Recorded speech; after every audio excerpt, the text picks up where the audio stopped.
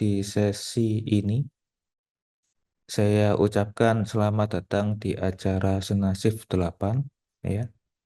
Nanti pertama-tama marilah kita panjatkan puji syukur ke hadirat Allah SWT karena atas izinnya kita semua dapat berkumpul di sini untuk berbagi ilmu, gagasan, dan hasil penelitian yang sangat berharga dalam sesi paralel ini ya. Perkenalkan, saya Fandi Yulian Pamuji selaku sebagai moderator untuk sesi ini ya. Ya, berikut ini beberapa hal yang perlu diperhatikan dalam sesi ini ya. Yang pertama, setiap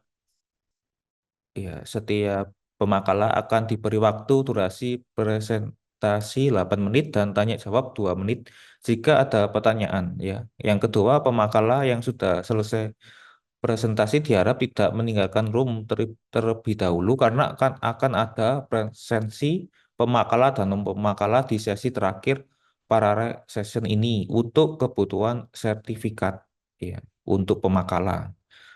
Baiklah, mari kita mulai sesi ini dengan mendengarkan pemaparan dari pemakalah pertama ya Ahmad Rio Febrianto. Ya, untuk waktu dan tempat kami persilakan, silakan di share screen. Terima kasih Bapak Pandi. Untuk semuanya, Assalamualaikum warahmatullahi wabarakatuh. Waalaikumsalam warahmatullahi wabarakatuh. Eh, Alhamdulillah, panjat puji syukur kepada Allah Subhanahu wa Ta'ala. Kami dari saya selaku atas nama Ahmad Ibrahim akan mempresentasikan eh, hasil dari pemakalah artikel saya yang judulnya perancangan aplikasi surat pengantar berbasis website. Ya, PPT-nya ditampilkan.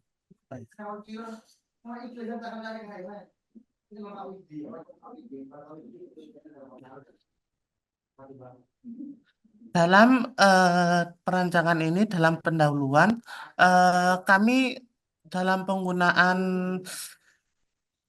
perancangan sebuah layanan masyarakat untuk mengoptimalkan publik untuk kemudahan untuk memenuhi kebutuhan masyarakat untuk layanan publik melalui aplikasi Sengantar. Dalam pemanfaatan ini saya melakukan saya dengan tujuan untuk penelitian ini untuk memfasilitasi desa tersebut untuk penggunaan melakukan surat tersebut gitu. Terus juga sesuai dengan peraturan Bupati di Kabupaten Malang pada tahun 2021 kita harus wajib melakukan digitalisasi desa begitu. Untuk tujuan tersebut untuk perancangan aplikasi ini mengatasi masalah urgent untuk surat menyurat RT RW melalui kelurahan ke RT RW gitu, melalui RT RW ke kelurahan maksudnya gitu, dan juga mengakomodir pelayanan adminduk juga, tuh pelayanan adminduk agar terkondisikan. Gitu. Dalam metode yang saya pakai itu dalam perancangan aplikasi tersebut itu saya berfokus pada implementasi desa untuk perancangan dalam metode untuk perancangan dalam aplikasi tersebut itu dengan menggunakan Bootstrap, Laravel, PHP, Ajax, dan database-nya itu menggunakan MySQL dalam perancangan aplikasi tersebut. Dalam teknik pengumpulan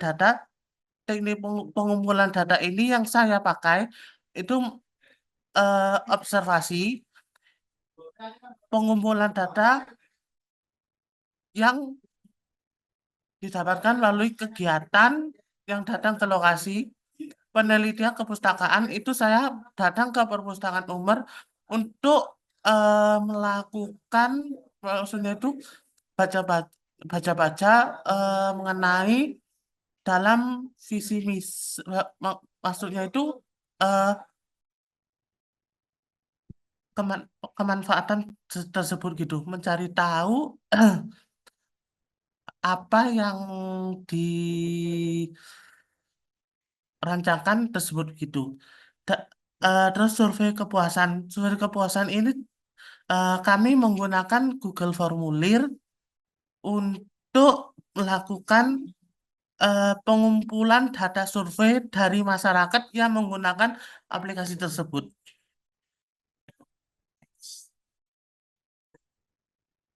Dalam hasil dan pembahasan, berdasarkan hasil dan pembahasan ini, kami sudah melakukan uji coba dalam perancangan aplikasi tersebut. Itu ada 20 responden yang saya peroleh kemarin di bulan Juli kemarin. Gitu. Eh, dalam perancangan hasil tersebut, kami ada 3 jawaban itu mengenai hasil dari survei tersebut. Dalam pertama, dalam penggunaan aplikasi tersebut apa mengalami kesulitan itu eh, maksudnya itu pada mengisi formulir surat gitu. Itu dalam hasil tersebut itu eh, dalam 35 atau 40% itu eh, ti- sangat mudah maksudnya itu tidak mengalami kesulitan. Yang kedua, jawaban kedua, apakah penggunaan aplikasi Singantar apa mudah digunakan? Dalam ini, apakah aplikasi tersebut mudah digunakan? Itu dalam persentasenya itu ada 45 sudah sekitar 35%. Terus yang ketiga, eh, aplikasi tersebut apakah tidak mudah digunakan? Dalam presentasenya itu eh, mungkin, mungkin maksudnya itu tidak mudah digunakan. Maksudnya itu aplikasi tersebut itu tidak mudah digunakan begitu. Dalam kesimpulannya, dalam pembuatan aplikasi ini bertujuan untuk mempermudah pengurusan Ambinduk untuk warga yang tinggal di tengah kota maupun desa untuk kepentingan kelurahan maupun instansi desa-desa tersebut.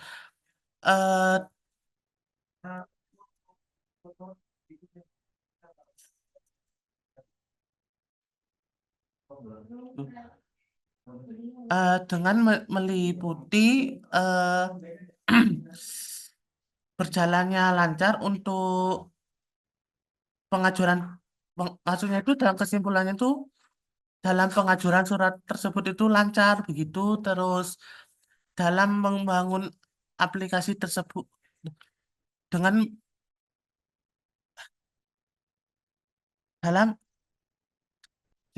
dalam kelurahan tersebut dalam surat menyurat lancar begitu itu maksudnya begitu dalam juga kemudahan baik sisi pengguna warga maupun kelurahan begitu. Terima kasih untuk presentasi saya. Mungkin ada yang ingin bertanya gitu. Ya, terima kasih untuk pemaparannya ya, Ahmad Rio, Saudara Ahmad Rio. Baiklah, mari kita mulai sesi ini dengan baiklah kita mulai sesi tanya jawab ini ya. Apakah ada yang ingin mengajukan pertanyaan? Silakan. Apa? Apakah ada yang ingin mengajukan pertanyaan? Dipersilakan.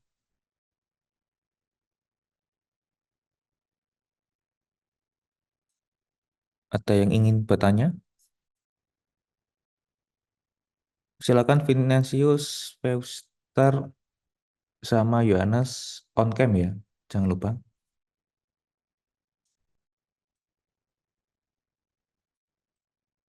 Apakah ada yang ditanyakan dari pemaparan Ahmad Rio, Saudara Ahmad Rio?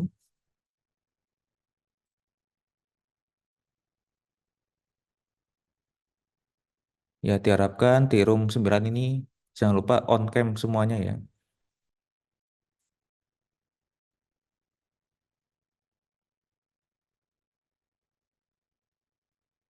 Apakah ada yang ditanyakan?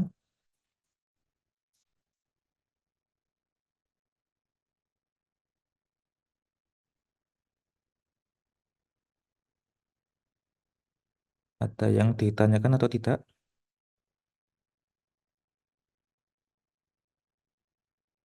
Kalau tidak ada yang ditanyakan, kita lanjut ke pemaparan berikutnya dari Saudara Iksan ya. Waktu dan tempat dipersilakan. Baik, Pak.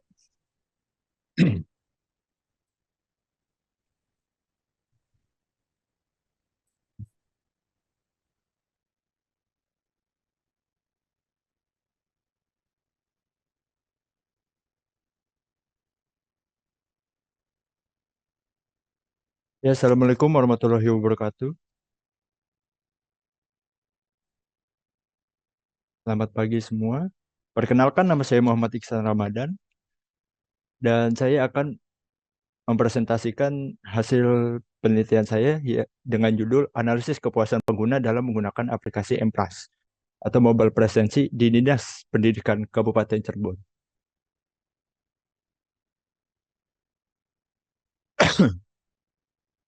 Dalam penelitian ini memiliki pendahuluannya yaitu sistem informasi presensi telah menjadi suatu kebutuhan yang tidak dapat diabaikan. Kini kehadiran sistem tersebut sangat membantu bagi sebuah institusi. Menurut Ciptono tahun 2014. Menurut observasi peneliti, sistem ini masih memerlukan penelitian untuk mengevaluasi tingkat kepuasan pengguna terhadap aplikasi MPRAS atau mobile presensi ini sendiri. Peneliti pun menggunakan salah satu metode untuk menentukan tingkat kepuasannya yaitu dengan menggunakan metode EUCS atau End User Computing Satisfaction. Dengan ini peneliti menetapkan rumusan masalah sebagai berikut.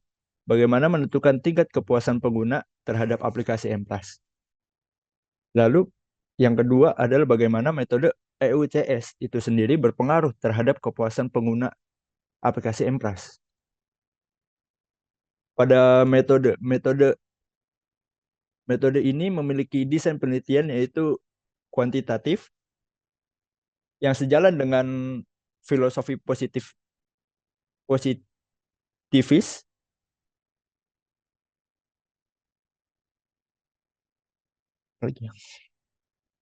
Lalu dalam lokasi penelitian ini diambilnya yaitu di Dinas Pendidikan Kabupaten Cirebon. Populasi dan sampel. Populasinya sendiri yaitu pegawai negeri sipil di Dinas Pendidikan Kabupaten Cirebon. Sampelnya itu terdapat dari 44 partisipan. Kenapa bisa mendapatnya cuma 44 partisipan? Karena kemungkinan kemungkinan yang dapat diambil itu dari eh, beberapa jabatan saja yang memakai aplikasi ini. Dan teknik pengumpulan datanya itu menggunakan kuesioner yaitu menggunakan Google Form dan teknik analisisnya yaitu analisis deskriptif. Hasil dan pembahasan. Karakteristiknya sendiri jenis kelamin yaitu lebih dominan ke laki-laki yang terdapat 31 partisipan dan perempuan hanya 13 partisipan.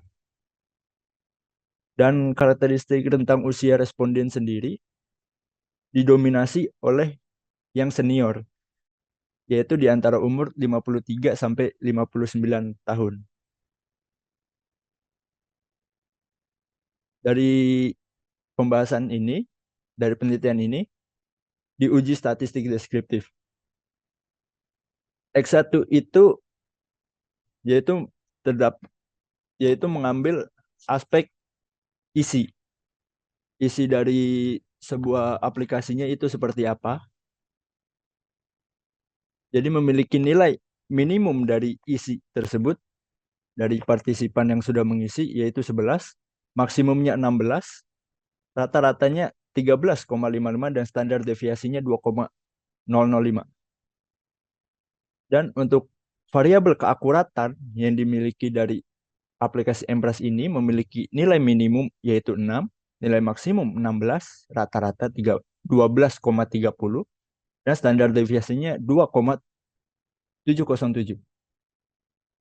Dan variabel bentuk memiliki nilai minimum 9, maksimum 16. Nilai rata-ratanya yaitu 13,16 dan nilai deviasinya 2,156. Variabel kemudahan memiliki nilai minimum 10, maksimum 16. Nilai rata-rata 13,36 dan standar deviasinya 2,283.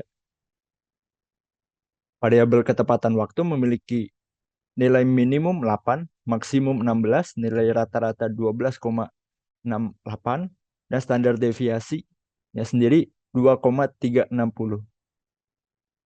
Variabel kepuasan pengguna memiliki nilai minimum 7, maksimum 16, nilai rata-rata 12,64 dan standar deviasinya 2,712.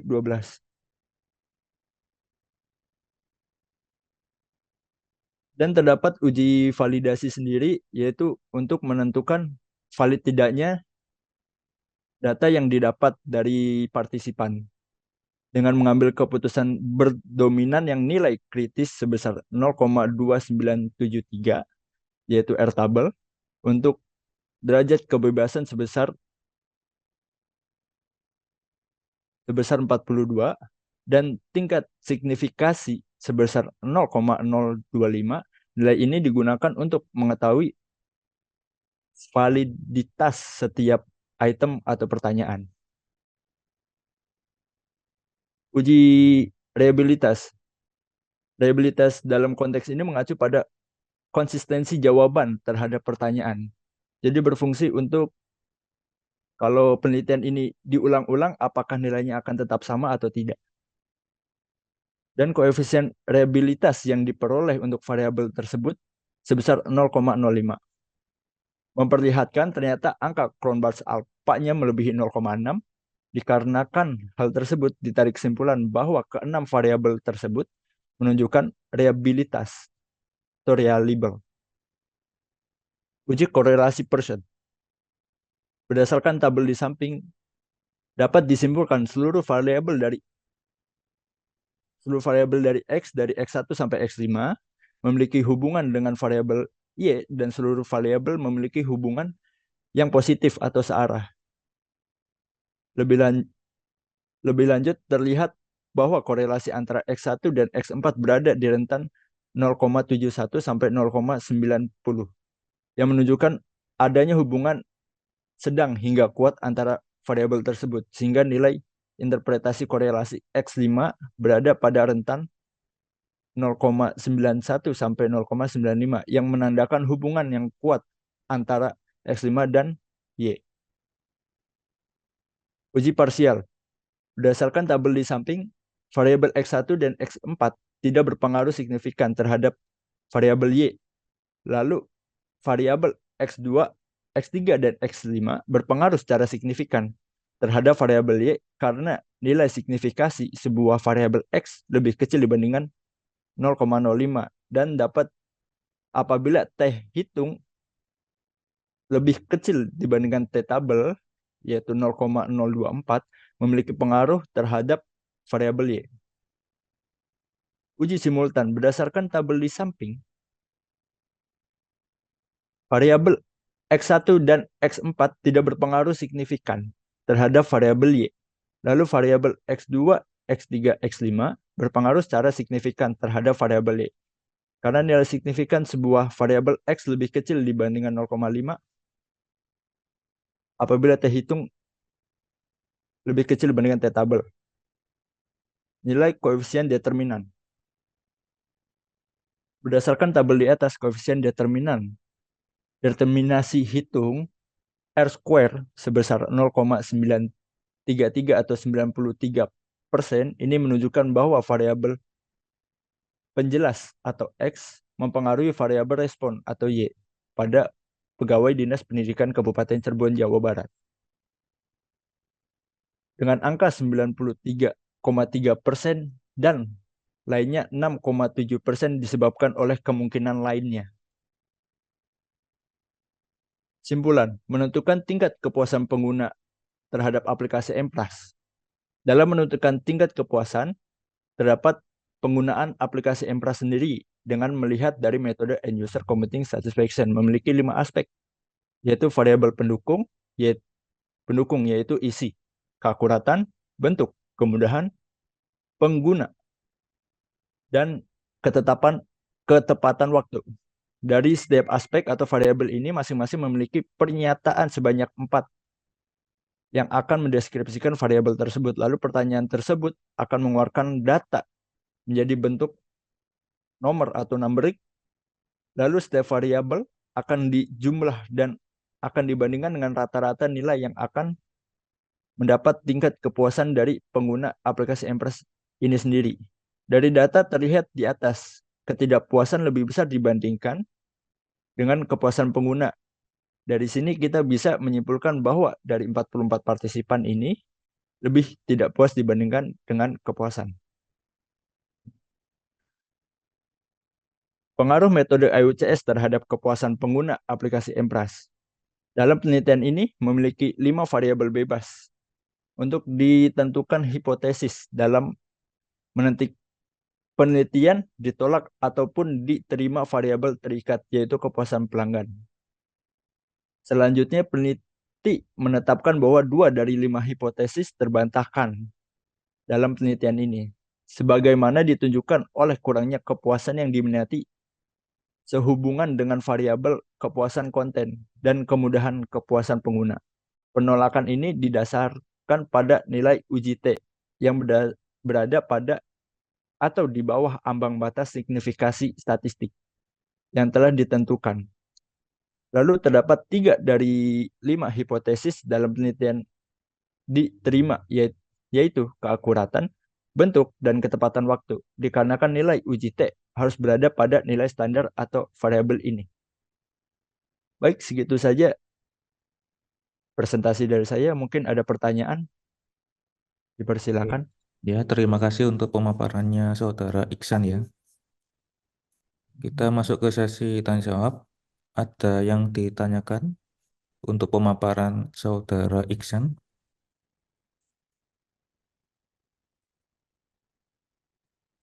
Ada yang ditanyakan dulu?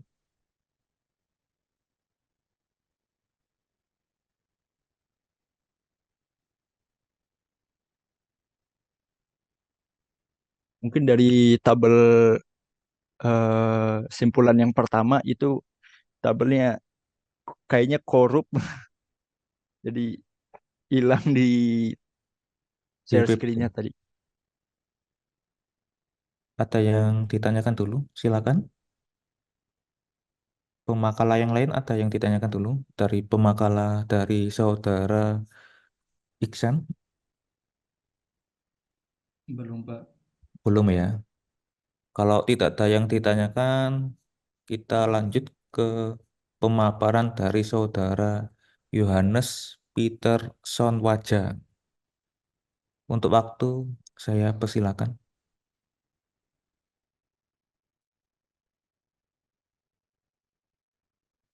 Silakan di full screen ya. Sama saya ingatkan kembali, nanti ada sesi waktu break ya, 12:30 sampai jam 1. Nanti kita lanjut lagi, join lagi jam 1 ya. Nggak apa-apa, nanti tetap off cam aja, tetap di Zoom saja nanti istirahatnya 30 menit ya, breaknya 30 menit ya. Oke, silakan dilanjutkan untuk saudara Yohanes Peterson Wajah. Baik, terima kasih untuk waktu yang diberikan Pak. Selamat siang semuanya. Di sini saya mengambil judul penelitian analisis efektivitas pelayanan sistem informasi perizinan online atau IJOL di Disnaker PMPTSP Kota Malang menggunakan metode GovQual. Nah, untuk di bagian pendahuluan ini membahas tentang teknologi yang berkembang pesat dan menjadi pusat informasi di, ber- di, med- di media sosial sekarang. Di pendahuluan ini juga membahas tentang Dinas Disnaker PMPTS Kota Malang yang mengembangkan aplikasi untuk mempermudah pelayanan perizinan, yaitu aplikasi IJOL. Dalam proses penelitian ini, peneliti menemukan bahwa masyarakat sering mengeluh tentang kurangnya petunjuk yang jelas tentang proses pelayanan perizinan. Masyarakat percaya bahwa mereka tidak tahu dengan pasti tentang syarat dan aturan yang harus dipenuhi untuk mengurus perizinan, sehingga perizinan harus dilakukan secara manual atau langsung mendatangi kantor Disnaker PMPTSP Kota Malang. Nah, untuk di bagian rumusan masalahnya ada dua. Yang pertama itu bagaimana efektivitas penggunaan aplikasi si IJOL dalam meningkatkan aksesibilitas dan kualitas pelayanan perizinan yang disediakan oleh Disnaker PMPTS Kota Malang kepada masyarakat. Yang kedua, bagaimana menganalisis efektivitas pelayanan aplikasi IJOL Disnaker PMPTS Kota Malang menggunakan metode GovQual. Untuk tujuan penelitian yang pertama itu menyelidiki tingkat kepuasan pengguna terhadap pelayanan perizinan yang disediakan di Snaker PTSP melalui aplikasi IJOL dengan memperhatikan faktor-faktor seperti kemudahan pengguna, kejelasan informasi, dan ketersediaan fitur-fitur yang relevan. Yang kedua, untuk mengukur kualitas layanan aplikasi IJOL di Snaker PMPTS Kota Malang menggunakan metode GovQual. Yang ketiga, menyusun rekomendasi pengembangan dan penguatan sistem e-government di tingkat pemerintahan daerah berdasarkan temuan dan hasil evaluasi dari implementasi aplikasi IJOL di Disnaker PMPTS Kota Malang. Untuk metodenya, di sini saya menggunakan metode kuantitatif. Yang pertama itu variabel penelitian GovQual. Ada 4 variabel yang diteliti. Pertama itu efisiensi atau efektivitas yang merupakan penilaian terhadap kualitas pelayanan IJOL yang dilihat dari tingkat kemudahannya. Yang kedua itu reliability atau keunggulan, merupakan penilaian yang dilakukan terhadap keunggulan dan kelayakan aplikasi IJOL. Yang ketiga itu trust atau kepercayaan, merupakan penilaian terhadap kualitas pelayanan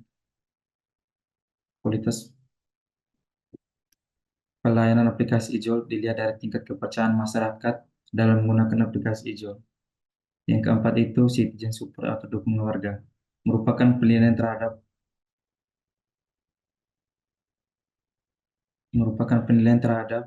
IJOL yang dilihat dari bagaimana kemampuan masyarakat dalam membantu menyelesaikan permasalahan. Untuk rancangan penelitian yang pertama itu studi literatur, populasi dan sampel, pengumpulan data, analisis data, dan kesimpulan. Nah, di bagian populasi dan sampel sendiri, pada penelitian ini populasi yang digunakan yaitu masyarakat Kota Malang sebanyak 200 orang. Untuk menentukan jumlah sampel sendiri menggunakan rumus Lupin, yang dibutuhkan adalah 68 responden yaitu masyarakat Kota Malang.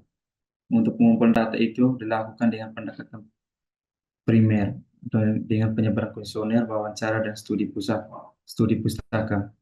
Untuk analisis datanya itu ada dua, yaitu untuk analisis data itu ada metode GovQual yang dipakai untuk mengukur tingkat efektivitas IJOL di Disnaker PMPTS Kota Malang menggunakan 4 dimensi dari GovQual sendiri, yaitu efisiensi, reliability, trust, dan citizen support. Yang kedua itu ada analisis importance performance atau IPA yang digunakan untuk membantu untuk menentukan atribut apa saja yang perlu diperbaiki untuk meningkatkan rata-rata kepuasan sesuai keharapan masyarakat.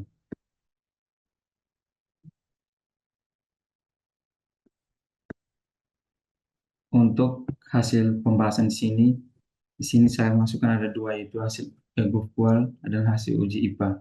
Untuk hasil GovQual sendiri di tabel berikut ini adalah tabel berdasarkan kuesioner, data dari kuesioner. Dan data yang di dalam tabel ini adalah jawaban dari responden. Sebanyak 13 total pertanyaan dan 13 total jawaban yang dijawab oleh responden. Dan juga ini adalah hasil uji IPA. Uji IPA ini ada diagram kartesius, di mana dalam ini angka-angka merupakan pernyataan di kuesioner tersebut, sebanyak 13 pernyataan. Untuk pembahasannya sendiri, untuk hasil uji ini, secara keseluruhan hasil survei 4 dimensi dari metode GovQual menunjukkan bahwa aplikasi IJOL telah berhasil memenuhi harapan pengguna dalam hal efisiensi, kepercayaan, keandalan, dan dukungan masyarakat. Yang kedua itu, aplikasi ini telah menjadi alat yang berguna dan dapat diandalkan untuk memberikan layanan perizinan di Kota Malang seperti yang ditunjukkan oleh sebagian besar orang yang menjawab pernyataan ini dengan memberikan ulasan yang positif seperti tabel tadi, Pak, hasil GovQual dan diagram kartesius. Ketiga itu, selain itu, dukungan masyarakat yang kuat menunjukkan bahwa aplikasi ini dapat digunakan terus-menerus, namun masih ada ruang untuk peningkatan, terutama dalam hal untuk mengurangi ketidaksetujuan dan meningkatkan kepuasan pengguna yang masih netral. Untuk kesimpulan sendiri, yang pertama itu hasil analisis metode GovQual dan IPA menunjukkan bahwa masyarakat Kota Malang setuju dengan kemudahan dalam menggunakan website aplikasi si IJOL. Yang kedua, pelayanan tepat waktu, proses registrasi yang mudah.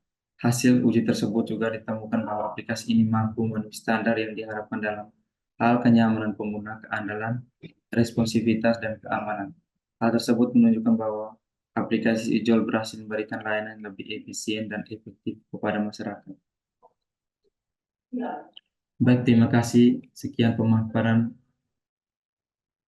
hasil dari pengerjaan atau hasil penelitian saya selama saya mengerjakan skripsi ini. Terima kasih. Waktu saya berikan kepada Pak Moderator. Ya, terima kasih untuk pemaparannya Yohanes ya.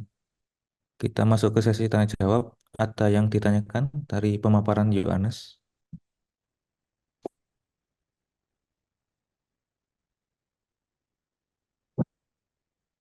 Ada yang ditanyakan? Pemaparan yang lain, ada yang ditanyakan dari pemaparannya Yohanes Peterson Wajah? Dipersilakan. Ada yang ditanyakan?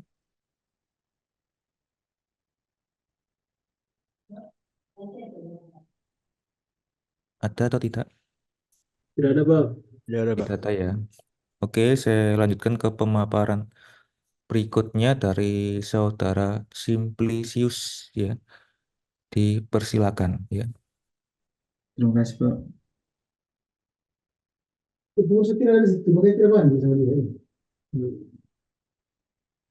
Ya, untuk waktu dan tempat saya persilakan, silakan dipresentasikan.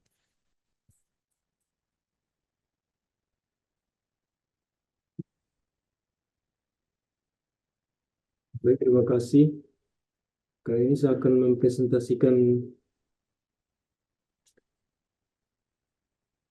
judul artikel saya yang berjudul Rancang Bangun Website Berfi Tour and Travel untuk mempromosikan travel di Bejawa menggunakan metode waterfall. Dahuluan, Berfi Tour and Travel saat ini belum memiliki situs web, padahal website penting untuk penyebaran informasi dan meningkatkan efisiensi bisnis. Pembuatan situs web untuk Berfi Tour and Travel bertujuan untuk mempermudah pemesanan dan promosi, serta mendukung operasional bisnis mereka dengan lebih baik. Permasalahan yang terjadi diperoleh dari beberapa aspek. Yang pertama, masalah operasional Berfi Tour and Travel. Berfi Tour and Travel perusahaan pariwisata di Bejawa dan Labuan Bajo integrasi untuk mempermudah pemesanan, meningkatkan efisiensi operasional, dan memperluas jangkauan promosi. Dan yang terakhir, urgensi pembangunan website. Pembangunan website sebagai platform pemesanan dan promosi penting untuk mempercepat pemesanan, mengurangi kesalahan, dan meningkatkan visibilitas, serta daya tarik Berfi Tour and Travel. Yang kedua, di sini saya menggunakan metode waterfall. Itu terdiri dari beberapa tahapan berurutan, dimulai dengan pengumpulan kebutuhan, di mana kebutuhan sistem diidentifikasi, dilanjutkan dengan perencanaan proyek yang mencakup timeline dan sumber daya. Setelah itu dilakukan desain sistem yang mencakup arsitektur dan fungsionalitas, diikuti dengan pengembangan atau penulisan kode,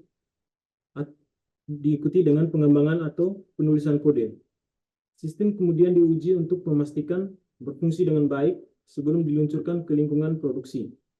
Terakhir, pemeliharaan dilakukan untuk memastikan sistem tetap berfungsi optimal dan menerima pembaruan yang diperlukan. Berikutnya use case diagram. Diagram use case untuk pemesanan tiket menunjukkan dua aktor, pembeli dan admin. Pembeli dapat mendaftar, lalu masuk, memilih paket perjalanan, membayar, dan menerima tiket setelah pembayaran berhasil. Administrator dapat masuk ke sistem, mengelola paket perjalanan, transaksi, dan mengatur galeri foto melalui dashboard. Activity diagram. Activity diagram pendaftaran pengguna dimulai dari mengunjungi situs web, mengisi formulir, dan menyelesaikan pendaftaran. Dan untuk gambar diagram login pengguna dengan verifikasi username dan password, jika benar halaman pengguna terbuka, jika salah muncul peringatan.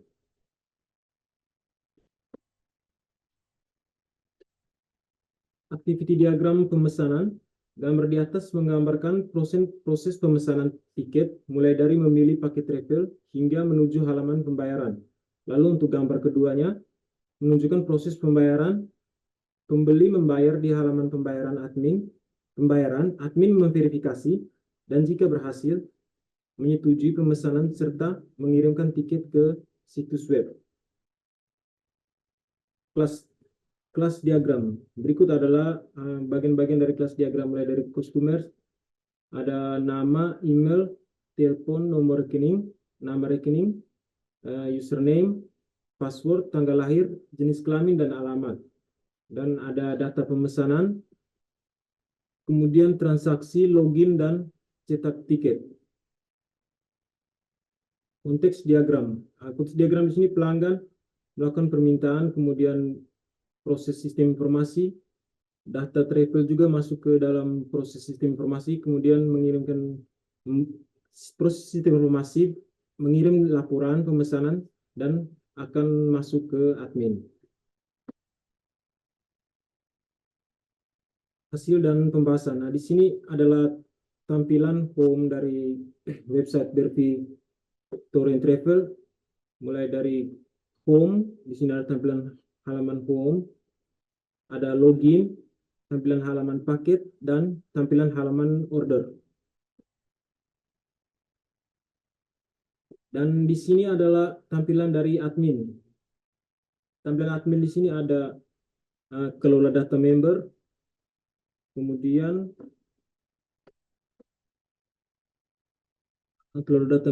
kemudian cek transaksi, kelola data wisata, dan juga untuk mengelola galeri dan member. Kesimpulan, website yang dikembangkan untuk Berfi Tour and Travel bertujuan untuk mempermudah pemesanan tiket wisata dan promosi tempat wisata di Bejawa, Kabupaten Ngada, menggantikan sistem manual yang masih digunakan. Kesimpulan dari pengembangan website ini menunjukkan bahwa sistem ini mudah digunakan dan dipahami oleh masyarakat, memungkinkan pengunjung memilih paket wisata dengan mudah, serta menyediakan informasi yang memadai tentang paket wisata yang tersedia. Selain itu, website dapat memantau jumlah pengunjung, transaksi, dan tiket yang terjual, serta memungkinkan admin untuk menambah konten baru secara dinamis. Pengujian black box memastikan bahwa semua fungsi dan fitur website beroperasi sesuai dengan kebutuhan pengguna. Baik, terima kasih. Sekian saja pemaparan materi dari hasil skrip saya. Saya kembalikan ke Bapak Moderator. Terima kasih. Ya, terima kasih untuk pemaparan dari saudara Simplicius ya. Kita masuk ke sesi tanya jawab. Ada yang ditanyakan dulu dari pemaparan Simplicius dengan judul rancang bangun website BRV Tour and Travel untuk mempromosikan travel di Jawa menggunakan metode waterfall. Ada yang ditanyakan dulu dari pemakalah yang lain?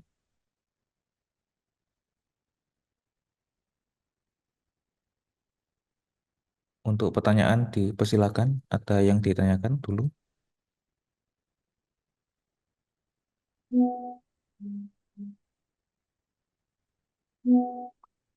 Ada yang ditanyakan atau tidak? Belum, Pak, belum ada. Belum ada ya. Ya. Oke, saya lanjutkan ke pemaparan dari pemakalah Pascalis ya. Silakan Pak, Pascalis maaf Pak, sebentar. Mungkin ya. saya pakai avatar dulu karena saya kan di lu- dekat sama keluarga, keluarganya suka lewat-lewat. Oh iya, ya nggak apa-apa. Jadi nggak enak kalau dilihat. Ya, ini ada yang ditanyakan dulu? Tidak ada ya? Tidak ada Pak. Oh, tidak ada. Oke. Kita lanjutkan ke pemaparan dari Pascalis ya. Saudara Pascalis, dipersilakan. Waktu dan tempat dipersilakan. Mohon maaf sebelumnya ini saya pakai menggunakan PC teman saya Simplicius. Kebetulan sebelumnya tadi saya pakai HP untuk buka Zoom-nya. Tadi saya pakai Zoom-nya Simplicius. Sebentar, Pak. Lupa nama dia. Ya, dipersilakan ya. PPT-nya ditampilkan. Ya.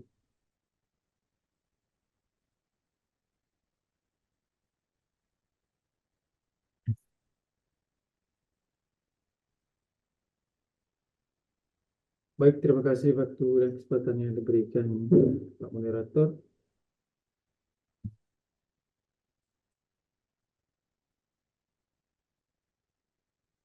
Ini saya menjelaskan hasil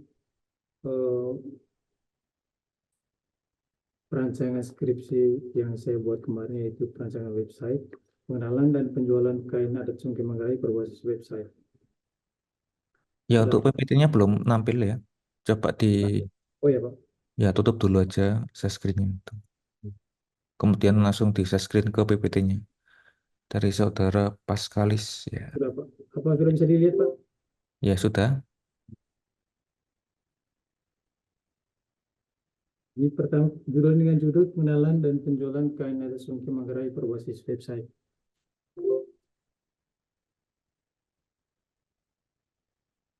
Permasalahan dan ruang lingkupnya. Berikut adalah pokok permasalahan yang akan dibahas. A. Bagaimana cara memperkenalkan kain tenun Songke Manggarai yang masih belum dikenal oleh kalangan masyarakat di kota-kota besar. Kedua, bagaimana merancang program promosi website ini dengan cara yang menarik. Tujuan perancangan, kain tenun Songke Manggarai sudah dijadikan busana sejak dahulu, yaitu berikut adalah tujuan perancangannya.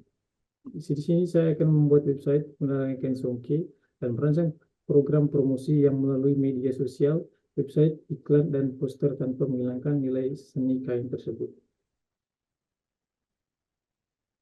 Kedua, kajian pustaka, sistem penjualan dan harga kain Songke. Sistem penjualan ini adalah menjual dan memproduksi berbagai macam kain tenun Songke Manggarai. Proses transaksi yang masih dilakukan secara konvensional atau tradisional, yaitu masih mengandalkan tamu yang datang ke tempat karena kurang adanya pengenalan dan minimnya pelanggan yang datang untuk membeli, yang membuat penghasilan menjadi tidak teratur. Itu metode penelitian. Objek dari penelitian ini adalah kain adat Songke Manggarai menjadi penyedia kain Songke Manggarai, termasuk diantaranya pemilihan jenis atau motif kain adat Manggarai. Website ini menjual berbagai motif kain adat Songke Manggarai dalam jumlah yang cukup setiap banyak harinya. Pihak penjual kesulitan dalam memahami tren penjualan secara real time, yang menyebabkan kesulitan dan menentukan strategi penjualan yang tepat. Melihat dari kebutuhan dan permasalahan yang terjadi pada proses penjualan, untuk mendapat mencatat data penjualan yang akurat dan mengetahui tren penjualan. Hasil perancangan.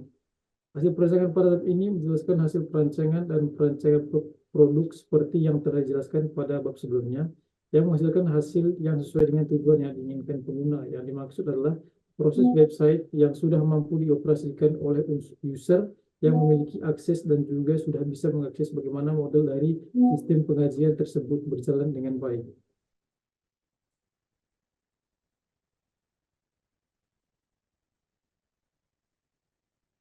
Itu saya di sini bisa menjelaskan tampilan pada websitenya. Yang pertama itu tampilan beranda. Website ini menampilkan beranda penjualan pada saat memasuki halaman beranda. Selanjutnya, website menampilkan ini ke halaman produk yang diinginkan yang tersedia pada tampilan produk. Setelah itu, tampilan halaman kategori. Untuk mengklik halaman kategori bertujuan untuk menampilkan jenis kain dan motif kain congkir. Selanjutnya, tampilan daftar. Pelanggan melakukan pendaftaran sebelum bisa menuju ke halaman login ke website. Tampilan login. Pada pengguna diminta memasukkan alamat email dan kata sandi yang sudah didaftar pada halaman daftar sebelumnya di sini. Setelah itu, tampilan profil akun. Pada tampilan ini, akun menampilkan profil yang sudah didaftar di akun. Setelah itu, tampilan keranjang. Pada tampilan keranjang berfungsi membantu pelanggan dalam proses pembelian. Setelah itu, pelanggan bisa lanjut belanja atau check out. Tampilan check out. Pada tampilan check out, pelanggan melihat informasi harga dengan jumlah operasional dan menambahkan alamat lengkap pelanggan. Pada tampilan riwayat, pelanggan melihat informasi pembelian dan memastikan proses pembeliannya berhasil. Selanjutnya pada tampilan login. Pada tampilan login di menu beranda itu menampilkan email dan password. Di sini admin melakukan login nama admin sama password admin yang dimiliki. Yaitu yang pertama itu daftar pembeli. Di daftar pembeli ini terdiri dari tanggal, status barang, total pembelian dengan ongkir yang akan dikirim, beserta dengan nama dan alamat pelanggan. Pada admin login juga, admin melakukan konfirmasi pembelian yang dilakukan oleh pelanggan pada admin login. Pembahasan. Berdasarkan hasil pembahasan yang telah diterapkan atau dijelaskan website, pengenalan dan penjualan konsumen menggerai proses web. Ini dirancang untuk mempercepat suatu sistem penjualan yang sebelumnya masih menggunakan penjualan di lingkungan sekitar saja. Penggunaan dan keunggulan dari pengenalan dan penjualan konsumen menggerai web berbasis web ini untuk membantu suatu proses penjualan di Forest Manggarai, Nusa Tenggara Timur, guna untuk mempercepat dan mempersingkat waktu serta mengurangi tenaga dalam penjualannya. Yang berikutnya, kesimpulan. Sistem penjualan online kain tenun songke dapat mencakup beberapa aspek seperti keuntungan, langkah-langkah strategis untuk mengoptimalkan penjualan, dengan mengoptimalkan keuntungan dan menerapkan langkah-langkah strategis. Penjualan online kain tenun songke dapat menjadi sangat sukses dan memberikan manfaat besar bagi produsen serta pelanggan. Saran, pengembangan penjualan kain tenun songke secara online memerlukan strategi yang tepat untuk memperkenalkan dan memasarkan produk khas ini. Penjualan kain tenun songke ini merupakan pengembangan dari aktivitas perdagangan dengan menggunakan jaringan internet atau media sosial. Terima kasih. Baik Pak, terima kasih atas waktunya. Saya kembalikan ke Bapak Moderator.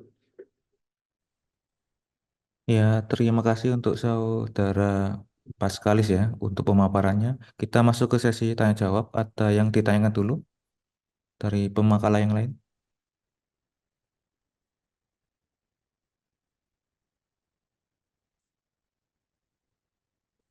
Ada yang ditanyakan dulu? Ada pertanyaan atau tidak? Tidak, Pak. Tidak ada ya. Oke, kita lanjutkan ke paparan dari pemakala Tarangga ya. Ya, Tarangga. Sudah siap Tarangga? Sudah, Pak. Sudah ya. Silakan. Saya beri waktu dan tempat, dipersilakan. Pascalis ya. Ini Pascalis di share screen-nya di end-kan dulu. Ya, Tarangga dipersilakan untuk waktunya. Nanti habis Oke. Tarangga ini kita break dulu ya. Kita break dulu, kita nanti lanjut jam 1 siang ya. Nanti dari jam 1 siang nanti kita apa? Selesaikan semuanya ya dari pemakalan. Untuk waktu dan tempat saya persilakan untuk Tarangga untuk menjelaskan pemaparannya. Oke. Assalamualaikum warahmatullahi wabarakatuh.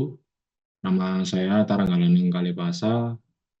Di siang ini saya akan memaparkan jurnal saya mengenai perancangan UI UX aplikasi dropship berbasis Android di studi kasusnya PT Lavea Tetra Indo Utama Malang menggunakan metode design thinking. Untuk pendahuluannya, di sini mengapa saya memilih judul seperti tadi. Untuk pertama, ada faktor di mana internet sebagai perubahan serta perkembangan jual beli di Indonesia ini bisa dibilang sangat berkembang. Lalu kedua, ada model bisnis dropship sebagai salah satu peluang untuk melakukan jual beli online. Bagi yang belum tahu dropship ini adalah sistem bisnis jual beli yang di mana penjualnya tidak perlu melakukan stok barang, melainkan langsung direct memberikan barangnya ke customer. Lalu pada poin ketiga, adanya order online sebagai aplikasi yang dapat membantu mengelola usaha. Aplikasi order online ini adalah salah satu aplikasi pengelola manajemen bisnis yang bersifat online maupun offline. Jadi modelnya kayak accurate gitu ya. Tapi ini lebih UI-nya lebih apa ya, lebih simpel dan lebih modern. Next, untuk metode yang saya gunakan pada penelitian ini ada metode design thinking. Di metode ini ada 5 tahap juga, yaitu ada empathize atau empati, di mana pada tahapan ini kita akan melakukan pengumpulan data. Pengumpulan data dilakukan dengan bentuk wawancara, lalu tes aplikasinya, dan melakukan pengujian pada sampel pengguna aktif dan pasif. Lalu pada tahap kedua ada define atau mendefinisikan masalah. Di sini saya sebagai peneliti akan melakukan pendefinisian masalah, di mana saya akan mengumpulkan masalah dari sampel, dari pengguna aktif pasif itu tadi. Lalu yang ketiga ada tahap ideate, di mana di tahapan ini kita akan melakukan pembuatan ide dari pendefinisian masalah tadi itu. Lalu untuk yang keempat di sini ada prototype, yaitu perencanaan prototype ya, atau apa namanya, gambaran kasar dari ide tadi. Lalu yang kelima ada testing, yaitu pengujian prototype dan mengumpulkan masukan dan kesimpulan dari permasalahan di define dan ide tadi. Next, untuk populasi dan sampel, dalam penelitian ini populasi yang diambil adalah populasi yang pernah menggunakan aplikasi order online. Jadi di sini saya menggunakan dua sampel di populasi ini. Di satu populasi ini ada kantor saya sama ya beberapa teman-teman mahasiswa Unmer. Jadi saya menggunakan 20 pengguna aktif, yaitu pegawai-pegawai saya di kantor, dan 20 pengguna pasif, yaitu teman-teman mahasiswa saya yang ada di Unmer. Lalu yang kedua, pengambilan sampel pada penilaian ini akan disebarkan dan dibagikan kepada pengguna pasif dan aktif. Ya, itu tadi ya. Yang pengguna pasif itu teman-teman dari populasi Unmer, sampelnya mahasiswa. Itu yang aktif dari populasi kantor saya, yaitu teman-teman atau rekan pegawai saya. Lalu yang ketiga, penelitian ini melakukan penarikan sampel dengan menggunakan sistem usability skill ya. Ini salah. Next, yang keempat ada peneliti mengambil sebanyak 40 responden. Ini yang tadi saya jelaskan. Jadi saya mengambil 20 orang, diantaranya pengguna yang jarang bahkan belum pernah menggunakan order online atau yang saya sebut pengguna pasif tadi, dan 20 orang yang bisa menggunakan order online atau yang saya sebut tadi itu pengguna aktif. Next, untuk hasil pembahasannya ini saya jabarkan beberapa ini ya, screenshotan prototipenya. Jadi di sini yang saya tampilkan ada login dari user adminnya. Jadi nanti di prototipe itu ada login user admin sama CS. Dashboard pun juga di sini dashboard yang saya paparkan itu dashboard admin. Untuk dashboardnya CS juga ada juga perbedaannya. Sama kayak yang di screenshotan bagian pack produknya itu punya admin, di CS ada, send order juga. Jadi yang apa ya, setiap pick ini permisinya beda lah intinya. Yang admin punya otoritas khusus yang dimana user CS ini nggak bisa apa ya, bukan nggak bisa ini ya, nggak mendapatkan lawanan, mendapatkan otoritas tertentu atau permission. Next, untuk ini ya, untuk apa namanya, instrumen SUS-nya. Jadi langsung saya total sama saya rangkap ada 40 responden dan saya berikan 10 pernyataan, lalu ditotal dengan hasilnya ini berapa? 70,32. Untuk untuk hasilnya saya bahas di sini. Skor tadi pengujian yang didapat dari hasil uji SUS sebesar 70,32 yang dikategorikan dalam peringkat good dari 40 responden tadi. Next, untuk simpulan, setelah melakukan penelitian pada aplikasi order online mengenai masalah kenyamanan pada UI, penulis telah berhasil mencapai kesimpulan sebagai berikut. Untuk kesimpulan pertama yang bisa saya ambil adalah penulis telah berhasil merancang desain UI UX aplikasi order online dengan memenuhi kebutuhan fungsional dan menyenangkan dalam penggunanya. Untuk yang kedua, penelitian yang dilakukan berhasil membuat gambaran desain UI UX aplikasi yang jika digunakan nanti sudah sesuai dengan sudut pandang pengguna.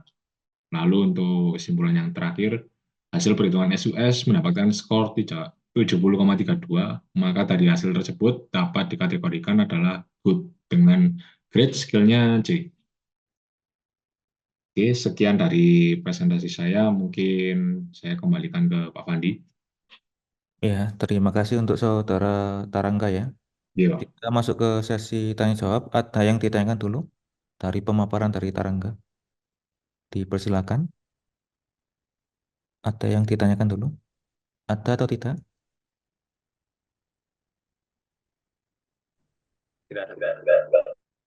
Iya. Ada atau tidak pertanyaan? Tidak. Tidak ada. Tidak ada pertanyaan ya. Ya mungkin nanti habis ini kita break dulu, kita lanjut jam 1 ya.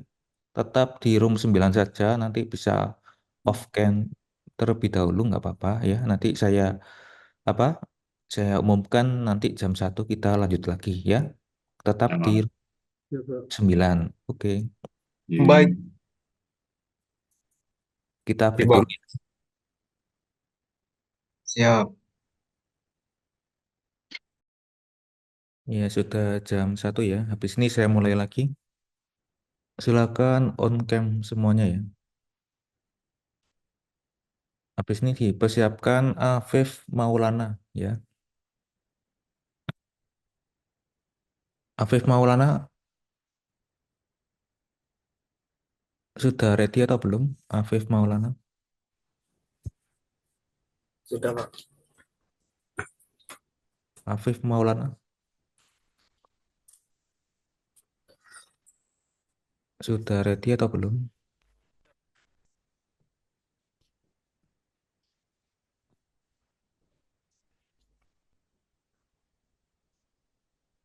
Ya, Afif. Assalamualaikum. Ya, Waalaikumsalam. Sudah ready atau belum? Sudah siap? Sudah, Pak.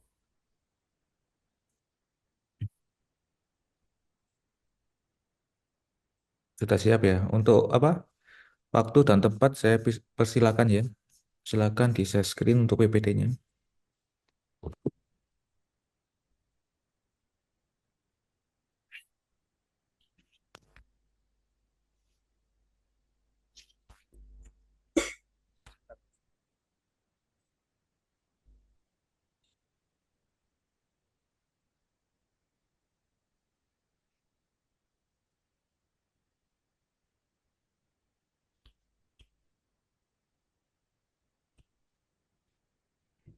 Baik, Assalamualaikum warahmatullahi wabarakatuh. Ya, Waalaikumsalam warahmatullahi wabarakatuh. Perkenalkan, nama saya Muhammad Afi Maulana. Di sini saya akan menjelaskan tentang Senasif 8, jurnal saya yang berjudul Perbandingan Quality of Service QoS pada layanan video streaming YouTube di jaringan 4G dan 5G. Jadi yang pertama adalah pendahuluan. Teknologi di sini berperan penting dalam kehidupan manusia karena memberikan dampak yang signifikan terhadap berbagai aspek kehidupan. Pengguna internet kini telah menjadi kebutuhan dalam segala hal, mulai dari bisnis, pendidikan, pemerintahan, hiburan, dan banyak lagi.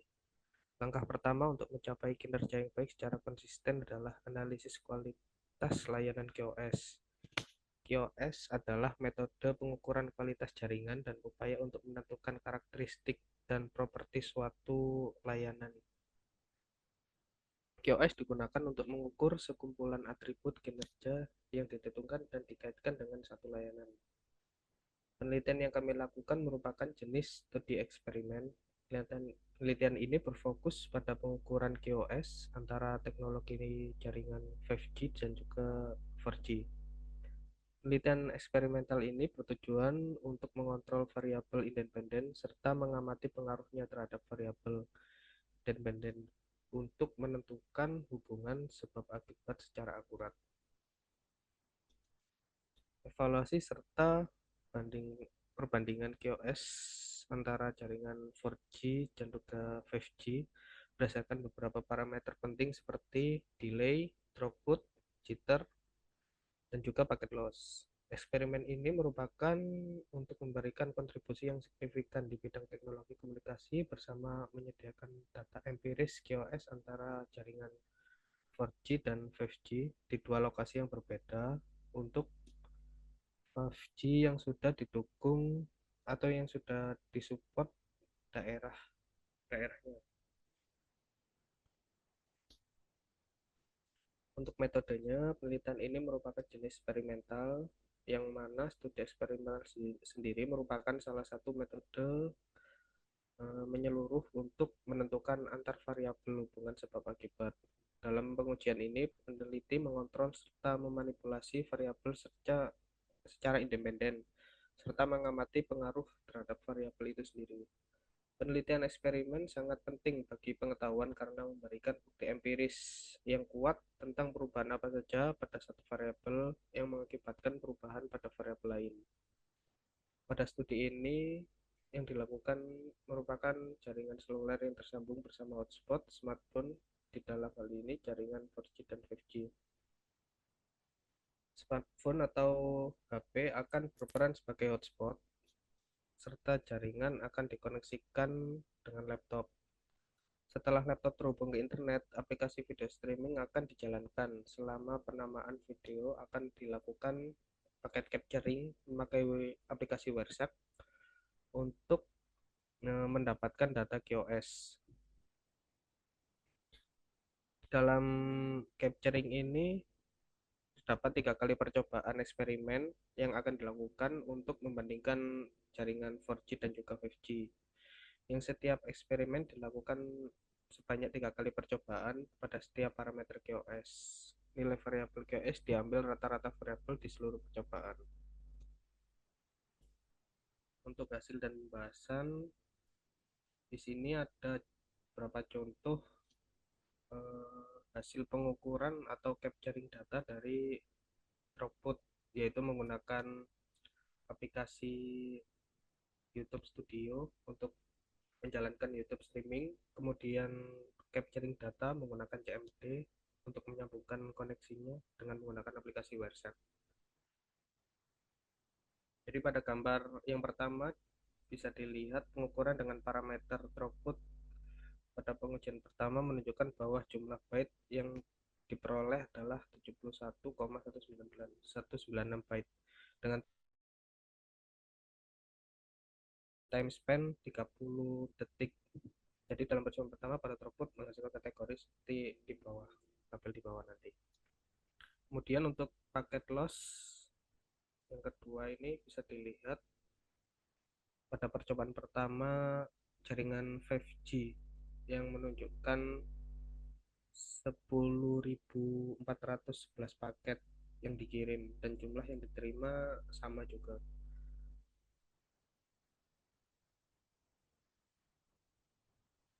Kemudian untuk delay,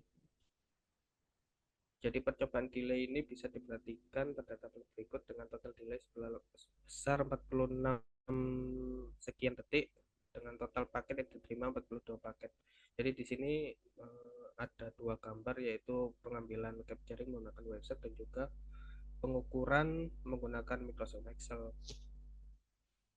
Gambar yang ketiga di sini ada pengukuran jitter juga.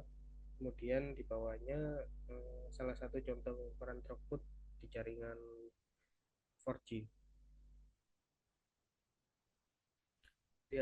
Ini hasil percobaan penelitian pada jaringan 4G, yaitu pada throughput ada 3 kali percobaan, paket loss juga 3 kali percobaan, delay dan juga jitter masing-masing 3 kali percobaan. Kemudian hasil percobaan penelitian di jaringan 5G juga sama, masing-masing parameter QoS mendapatkan 3 kali percobaan. Seperti gambar atau seperti tabel pada gambar. Kemudian untuk rumus perhitungannya, yaitu untuk perhitungan throughput di sini kita menggunakan time span dengan dan juga batch. Jadi untuk caranya itu batch dibagi dengan time span, nanti akan mendapatkan hasil dari throughput. Untuk perhitungan yang kedua, perhitungan paket loss, jadi pada setiap masing-masing parameter tidak terdapat paket yang hilang, jadi semuanya 0,0%, bisa dikategorikan sebenarnya sangat bagus. Yang ketiga yaitu perhitungan delay, yaitu mencari rata-rata delay dengan rumus average pada semua time delta. Yang keempat, perhitungan jitter, yaitu mencari variasi delay dengan membuat time 1 dan time 2, lalu time 1 dikurang dengan time 2 untuk mencari total variasi, ditambahkan semua hasil dari time 1 dan time 2, lalu dibagi dengan paket yang diterima. Dengan begitu hasil jitter bisa didapatkan.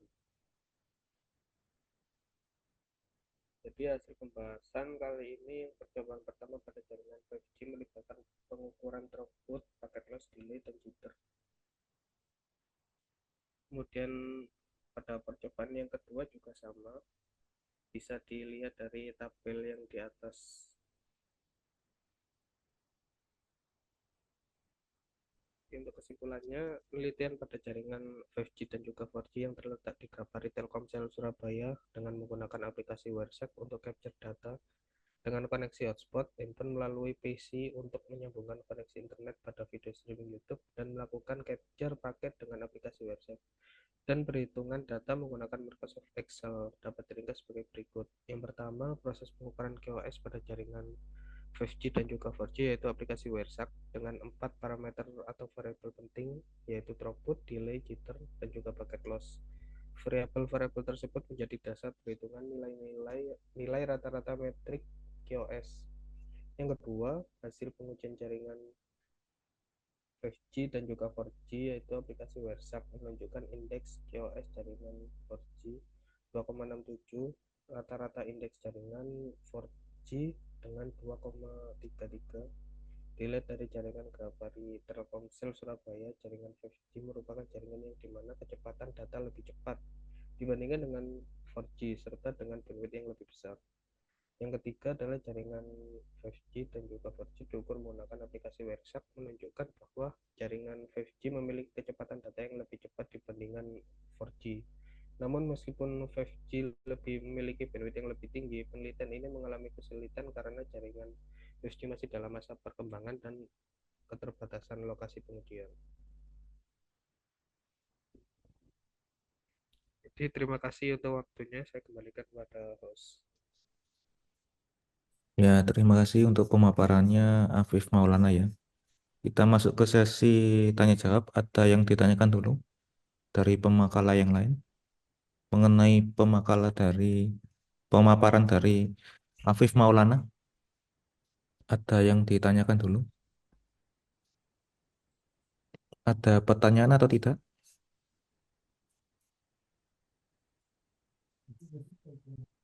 Ya, ada yang bertanya?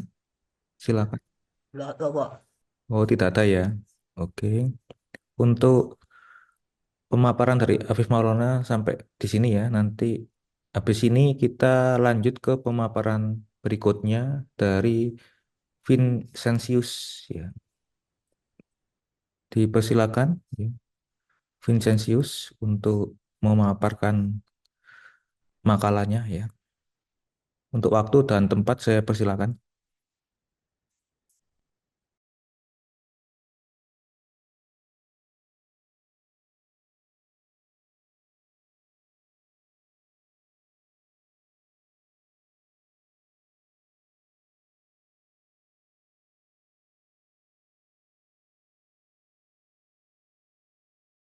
Kelihatan ya?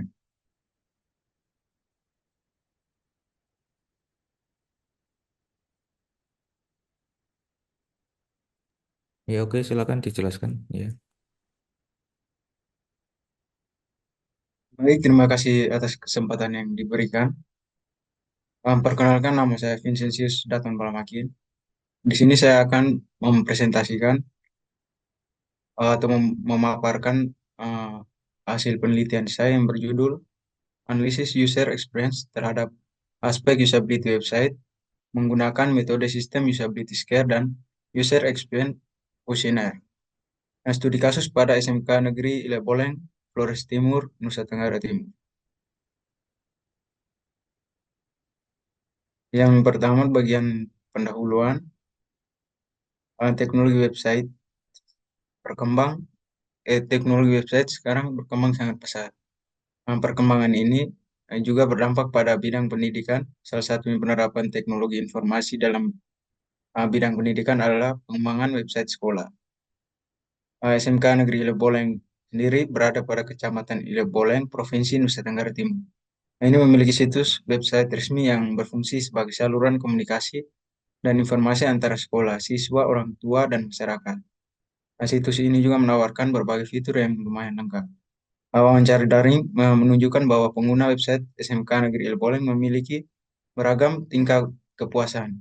Dari pihak sekolah sendiri juga menyatakan belum pernah melakukan analisis kepuasan pengguna sebelumnya. Untuk metode yang digunakan, di sini peneliti menggunakan dua metode, yaitu metode SUS dan UIKI. Metode SUS ini memiliki 10 pertanyaan yang menilai kemudahan pengguna situs web, sedang UIKI memiliki 26 pertanyaan yang menilai aspek daya tarik, kejelasan, efisiensi, ketepatan, stimulasi, dan kebaruan. Eh, Berikut adalah rumusan masalah. Ada dua rumusan masalah. Yang pertama, bagaimana pengalaman pengguna terhadap aspek usability website SMK Ileboleng, Flores Timur, Nusa Tenggara Timur. Yang kedua, bagaimana analisis usability dan user experience menggunakan metode sistem usability scale dan user experience questionnaire dapat membantu meningkatkan kualitas dan pengalaman pengguna website SMK Negeri Ileboleng. Eh, ada dua tujuan juga. Yang pertama untuk memahami sejauh mana pengalaman pengguna saat menggunakan website SMK Negeri Ileboleng, serta menganalisis aspek usability yang dapat mempengaruhi pengalaman pengguna. Yang kedua, menyajikan rekomendasi atau saran untuk meningkatkan kualitas dan pengalaman pengguna website SMK Negeri Ileboleng berdasarkan hasil analisis usability dan user experience. Yang berikut metode. Dalam penelitian ini, peneliti menggunakan pendekatan kuantitatif. Pendekatan ini melibatkan penggunaan pengukuran perhitungan dan data numerik dalam seluruh proses penelitian. Itu termasuk perencanaan, analisis data, pembuatan kesimpulan. Pendekatan kuantitatif memungkinkan ruang lingkup penelitian yang lebih luas dan variasi yang lebih kompleks. Di samping merupakan desain penelitian. Dimulai dengan studi literatur, perencanaan evaluasi, penentuan responden, lalu peralatan pengujian, lalu pengumpulan data, analisis, dan pembahasan, kesimpulan, dan saran. Berikut ada populasi dan sampel. Yang pertama populasi dalam penelitian ini ada 100 orang yang bersedia menjadi responden menjangkau siswa-siswi, guru, alumni, staf, dan masyarakat sekitar dari SMK Negeri Ileboleng. untuk sampelnya. Sampel di sini menggunakan rumus Slovin. Berdasarkan perhitungan, maka jumlah sampel yang diperoleh adalah 50 sampel. Yang berikut teknik analisis data. Teknik analisis data peneliti menggunakan observasi, wawancara, angket atau kuesioner, dokumentasi, dan studi literatur. Yang berikut adalah teknik analisis data. Ada 3 teknik analisis data, yaitu yang pertama UAQ, Data Analysis Tool.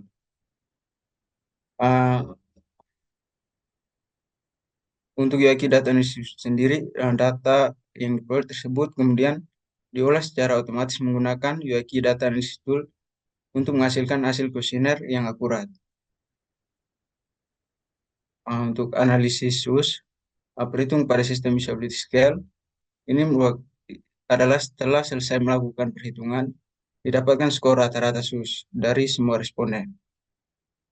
Skor tersebut kemudian disesuaikan dengan penilaian atau rumus perhitungan skala SUS. Yang berikut adalah statistik deskriptif. Ini penting untuk pengambilan keputusan dalam menyelesaikan masalah penelitian. Dalam konteks riset, statistik menyediakan metode pengumpulan data, pengolahan data, penyajian data, analisis data, pengujian hipotesis, dan teknik peramalan. Dalam penelitian ini, analisis deskriptif digunakan untuk mengevaluasi nilai rata-rata pada tiap indikator pertanyaan atau variabel serta teknik lainnya seperti regresi, linear, dan korelasi. Yang berikut hasil dan pembahasan. Berdasarkan sampel yang sudah ditentukan, maka jumlah kuesioner yang disebarkan pada penelitian itu sebanyak 100 kuesioner. Itu dibagi menjadi 50 kuesioner untuk metode SUS dan 50 kuesionernya untuk metode UIQ. Yang berikut untuk tabel di yang bagian sebelah kiri itu merupakan hasil dari perhitungan menggunakan metode SUS. Untuk hasil dari penggunaan metode SUS, itu mendapatkan nilai rata-rata 63,5. Itu dapat dilihat dari kategori tabel grade SUS yang di atas. Maka untuk nilai rata-rata SUS-nya, ini website SMK Leboleng masuk pada grade D. Untuk tabel yang di sebelah kanan, ini merupakan hasil dari analisis menggunakan metode UIQ. Nilai dari keseluruhan skala UIQ itu berada pada kisaran 25% terendah dalam aspek usability. Ini menyatakan bahwa situs website SMK Leboleng itu mendapatkan nilai buruk pada semua skala UIQ yang sudah diukur. Ini merupakan tabel temuan dari kedua metode yang telah diuji. Yang pertama SUS ada 5 temuan, itu tingkat penggunaan, tingkat kerumitan, kemudahan pengguna, kebutuhan dukungan teknis, konsistensi website. Sedangkan UIQ merupakan daya tarik, kejelasan, efisiensi, ketepatan, stimulasi, dan kebaruan.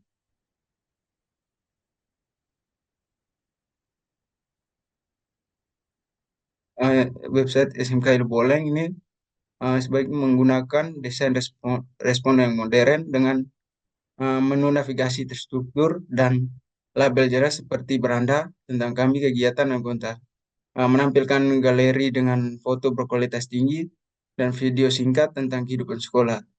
Dia menambahkan blog atau berita dengan informasi terbaru dan fitur berlangganan. Cantumkan juga ikon media sosial di header atau footer. Yang berikut adalah simpulan. Nilai SUS berada dalam kategori D dengan adjective rating poor. Ini menunjukkan bahwa website SMK Leboleng ini belum mencapai level good atau excellent. Sementara itu hasil UIQ sendiri menunjukkan bahwa website SMK Leboleng mendapatkan kategori nilai bad atau buruk. Secara keseluruhan, tingkat kepuasan pengguna terhadap website ini rendah. pengguna merasa tidak puas dengan pengalaman yang didapatkan. Beberapa rekomendasi yang disarankan yaitu melibatkan pengguna langsung untuk menguji website dan mendapatkan umpan balik langsung tentang apa yang membuat mereka kesulitan, sambil membuat struktur navigasi yang lebih intuitif dan mudah dipahami melalui pengelompokan informasi yang lebih baik dan penamaan menu yang lebih jelas, serta menyediakan informasi yang lebih jelas dan terstruktur dengan baik, dan meningkatkan aspek visual dari website agar lebih menarik seperti penggunaan warna, font, atau layout yang lebih baik. Baik, terima kasih atas kesempatannya. Baik, saya Ya, kembalikan ke moderator. ya, terima kasih untuk pemaparan dari Finansius ya. Untuk pemakalah yang lain ada yang ditanyakan dari pemaparan dari saudara Finansius? Ada yang ditanyakan? Silakan. Ada pertanyaan atau tidak?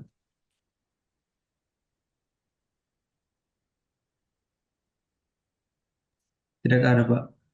Tidak ada ya. Oke. Habis ini kita lanjut ke pemakaran berikutnya dari saudara Dimas Bagus Prasetyo. Ya, Dimas Bagus, Ya, sudah Pak. siap? Ya, Ya, Pak. on cam-nya ya diaktifkan. Oh, ya. Ya, silakan PPT-nya di share screen ya. Ya, Pak. Ya. Untuk waktu dan tempat saya persilakan.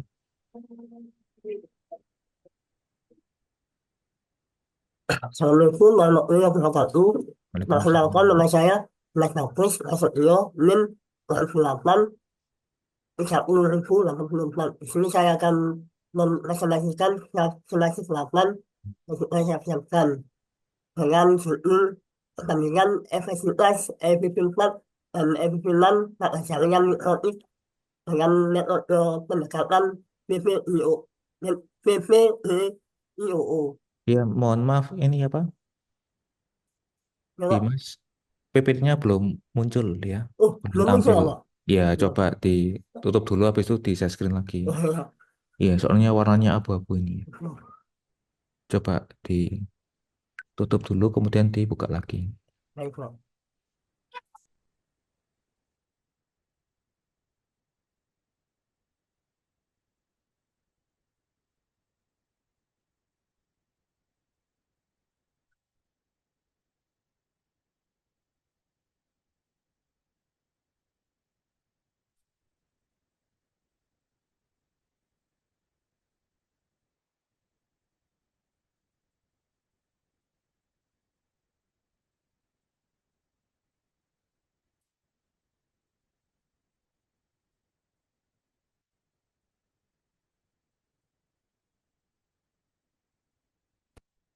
Belum muncul, Pak. Oh, masih hitam.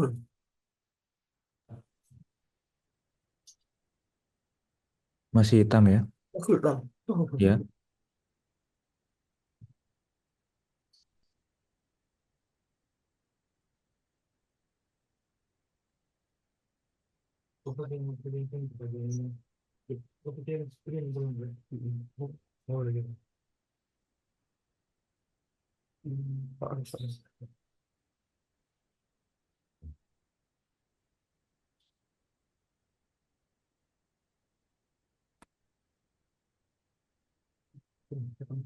belum muncul, Pak. Ya, sudah muncul. Baik. Assalamualaikum warahmatullahi wabarakatuh. Perkenalkan, nama Waalaikumsalam. saya Mas Bagus Prasetyo, dengan NIM 08 30.084. Di sini saya akan merekomendasikan simulasi 8 yang sudah saya siapkan dengan judul pertandingan efektivitas EVP4 dan EVP6 atau jaringan mikrotik dengan metode pendekatan PPIO. Yang pertama, pendahuluan. Permasalahan utama adalah keterbatasan alamat EVP4 yang tidak mampu memenuhi kebutuhan pengguna internet yang terus meningkat. Solusi yang ditawarkan adalah implementasi EVP6 yang menyediakan lebih banyak alamat dan fitur keamanan yang lebih baik. Tujuan penelitian ini adalah membandingkan kinerja efisien dan efisien berdasarkan beban CPU, kinerja pengiriman data, dan kecepatan rata-rata jaringan. Yang selanjutnya, rumusan masalah. Yang pertama, apa perbandingan efisien dan efisien berdasarkan parameter kinerja komputer seperti beban CPU, data terkirim, dan kecepatan rata-rata. Yang kedua, apa keuntungan yang dapat diperoleh dari pengimplementasian efisien dan efisien. Yang ketiga, bagaimana efektivitas dan keamanan implementasi efisien dan efisien dalam konteks keamanan jaringan pada router networking.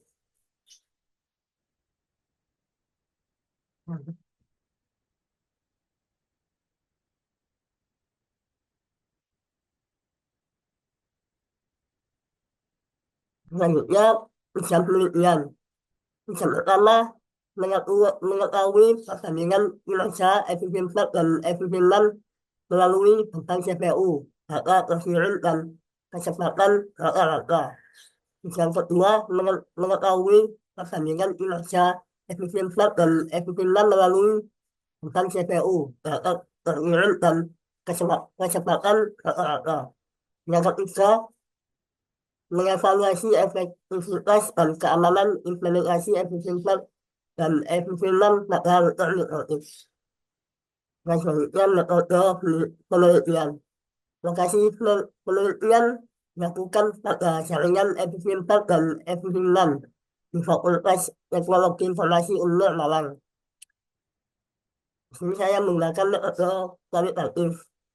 Penelitian ini kualitatif menganalisis perbandingan efisien dan efisien.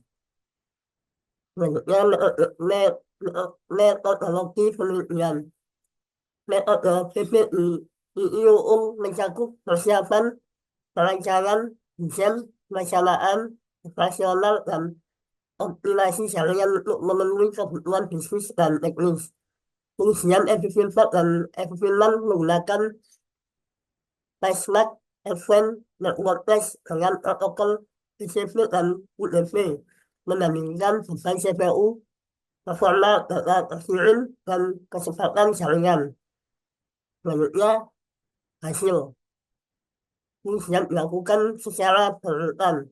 Pada efisien dan efisien menggunakan protokol TCP dan UDP untuk membandingkan kinerja jaringan.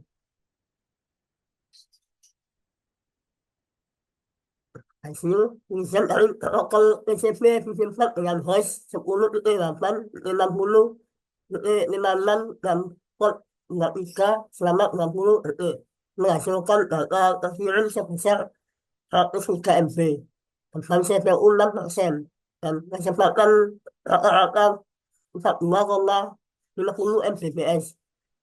Pengujian pada protokol UDP efisien dengan host yang sama menghasilkan data terkirim sebesar 1102 MB, beban CPU 2%, dan kecepatan rata-rata 461,7 Mbps.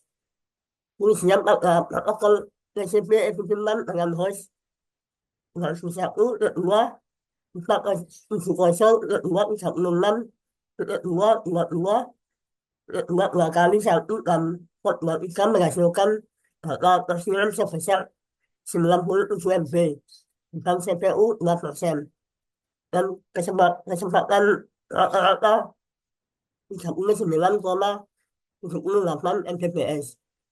Pengujian pada protokol UDP efisien dengan host yang sama menghasilkan data terkirim sebesar 1.104 MB, beban CPU 3%, dan kecepatan rata-rata 491,0 Mbps. Selanjutnya, pembahasan. Efisien lebih unggul dari efisien dengan beban CPU lebih rendah. TCP 2% versus 6%, dan keamanan lebih baik dengan dukungan IPsec standar. FV juga memiliki efisiensi CPU yang lebih baik, meskipun FV lebih sedikit, lebih cepat pada PCB. Kesimpulan, FV lebih efisien dengan beban CPU lebih rendah dan keamanan lebih baik dibandingkan FV besar. Terima kasih. Sekian presentasi dari masif harapan saya. Ya, terima kasih untuk pemaparan dari Dimas. Bagus ya. Ya, Pak. Untuk pemakala yang lain ada yang ditanyakan dulu, silakan dari pemaparan dari Dimas Bagus. Ada yang ditanyakan, silakan.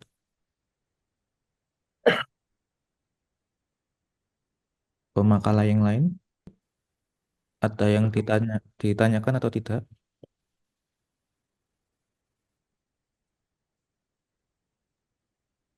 Tidak, Pak. Tidak ada ya. Ya, Pak. Di room ini udah presentasi semuanya ya, pemakalanya. Sudah, Pak. Sudah ya. Oke. Ini ada beberapa pemakala sudah dikabari dengan teknisi room 9, ternyata tidak ada respon ya. Ya untuk apa hari ini untuk para sessionnya nanti kita tutup ya. Kita tutup untuk para sessionnya. Ya, alhamdulillah kita telah sampai di penghujung sesi paralel ini ya. Saya ingin mengucapkan terima kasih yang sebesar-besarnya kepada para pemakala atas kontribusi ilmu yang sangat berharga. Ya, nanti setiap makalah yang dipresentasikan telah memberikan wawasan baru yang tentunya memperkaya pengetahuan kita semuanya. Nanti akhir kata saya memaaf jika terdapat ada kesalahan kata atau ucapan selama saya selaku moderator sesi ini. Terima kasih perhatiannya. Wassalamualaikum warahmatullahi wabarakatuh. Selamat siang dan sampai bertemu di Senasif 9 berikutnya. Dan Baik, jangan lupa absen dulu ya kalian. Ya, baik, Pak. sebagai pemakala jangan lupa absen dulu nanti buat kebutuhan sertifikat. Terima kasih, Pak. Ya, sama-sama. Banyak, Pak. Sudah absen semuanya ya? Sudah, Pak. Pak. Sementara absen, Pak. Pada Sudah absen absensi ya? itu yang bagian ini penulisan nama itu. Itu Iya, itu nanti absen ah, juga. penulis satu sama penulis dua ya, gitu. Itu pemakala ya, absennya pemakala. Nanti langsung inputkan aja ya, nama gitu ya, nama lengkap, pemakala gitu ya. Nanti kalau Boleh. sudah di submit ya. Dari saya itu ya. Nanti kita ketemu lagi di Senasif 9 ya. Oke, saya leave dulu ya, leave room. Sampai Pak, izin jumpa bertanya, lagi. Pak. Ya, Izin bertanya, Pak.